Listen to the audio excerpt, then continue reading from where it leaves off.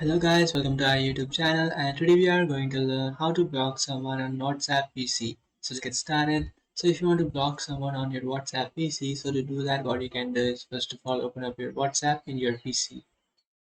So just tap on the search bar and then search for WhatsApp. And after opening up your WhatsApp, now what you can do is just select a person that you would like to block. So for example, I want to block this person, so I'll just select it. And now to block this person, what you have to do is you just have to tap on their profile. And after tapping on that profile, inside your overview, you will find this option which is block.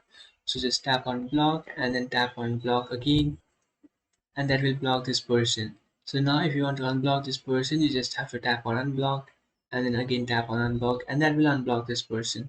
So that's it guys, this is how to block someone on WhatsApp PC. If you find this video helpful, don't forget to like and subscribe to our channel. If you have any doubts, feel free to comment below. Thanks for watching.